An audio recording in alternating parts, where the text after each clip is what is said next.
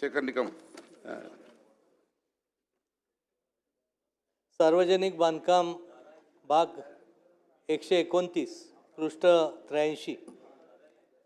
चिपळूण तालुका असेल, रत्नागिरी जिल्हा असेल, हा पश्चिम महाराष्ट्र जोडणारा मध्ये कुंभारली घाट आहे. आणि आज या घाटाची अवस्था जर आपण बघितली तर पश्चिम महाराष्ट्रापासून येणाऱ्या पर्यटक असेल, आमच्या कोकणातून जाणारा वैद्यकीय सुविधासाठी कराड किंवा सांगली मिरज ठिकाणी जाणारा पेशंट असेल, यांची एवढी अवस्था बिकट आहे की या घाटातून वर जाणं म्हणजे एक दिव्य स्वप्न सारखं आहे. माझी या निमित्ताने विनंती आहे, कारण आपण जवळजवळ गेल्या वर्षी 11 कोटी रुपये या घाटासाठी खर्च केले होते, परंतु ज्या पद्धतीने ते काम झालं पाहिजे होतं, ज्या पद्धतीने सार्वजनिक बांधकाम खात्याने लक्ष दिलं पाहिजे होतं, ते न दिल्यामुळे या घाटाची खूप बिकट अवस्था आहे.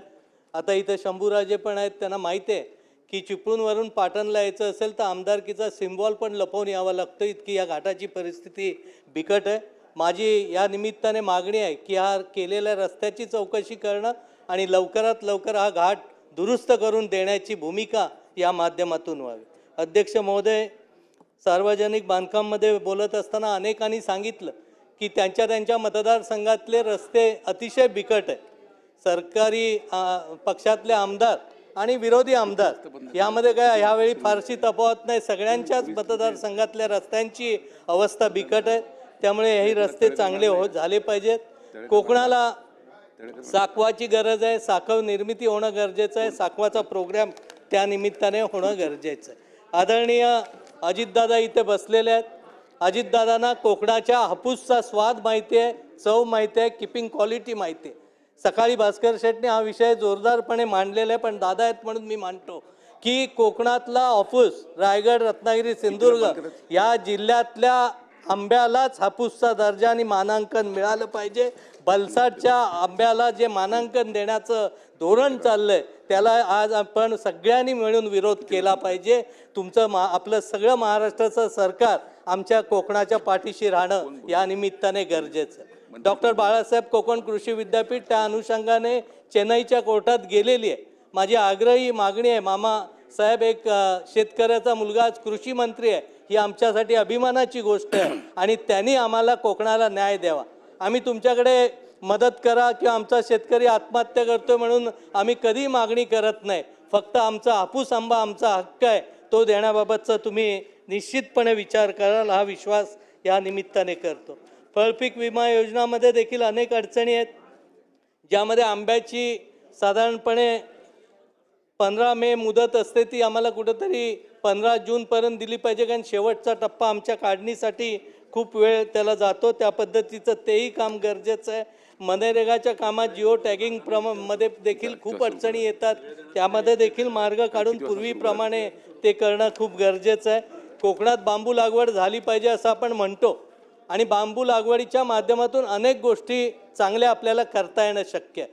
पण आज आपल्याला माहिती आहे का, बांबूची नर्सरी एक विशिष्ट लोकांच्या हातात आहे. ह्याच नर्सरीतून घेतली तीच रोपं तुम्हाला लावता येतात आणि ती 25 रुपयाने मिळतात. जी 7 ते 8, 10 रुपयाने मिळणारी रोपं 25 रुपयाने घ्यावी लागतात. माझी आग्रहाची विनंती आहे की कोकणात जर बांबू करायचा असेल तर विशेषतः तिथली जात मानगा आणि चिवा ह्या जाती तिथल्या खूप उपयोगी आहेत. त्यामुळे स्थानिक लोकांना नर्सरी करायला प्रोत्साहन दिलं पाहिजे. शासनाने नर्सरी केली पाहिजे, वनविभागाने नर्सरी केली पाहिजे आणि ठराविक नर्सरीतूनच घ्याव्या ही मागणी आमच्यासाठी नको. ॲग्रिस्टॅक योजनेमध्ये देखील शेतकऱ्यांना अनेक अडचणी येतात. मी डिटेलमध्ये सांगत नाही, मामांची भेट घेऊन या सगळ्या गोष्टी सांगण्याचा प्रयत्न करेन. आदरणीय दादांना मी या निमित्ताने एक विनंती करेन की जी सिंधुरत्न योजना आहे ती आता आमची बंद झालेली.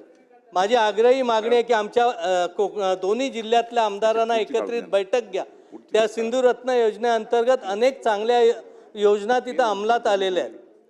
त्यामध्ये जर काही आपल्याला वेगळ्या पद्धतीची कार्यवाही करायची असेल तर त्याचाही विचार करा. तिथल्या स्थानिक आमदारांना विचारात घेऊन सिंधुरत्न योजना कोकणसाठी एक आमच्या 2 जिल्ह्यांसाठी वरदान आहे. ती योजना दादा बंद करण्याचा हट्ट न करता ती योजना पुन्हा चालू करण्याचा आपण प्रयत्न करावा, एवढंच या निमित्ताने सांगतो.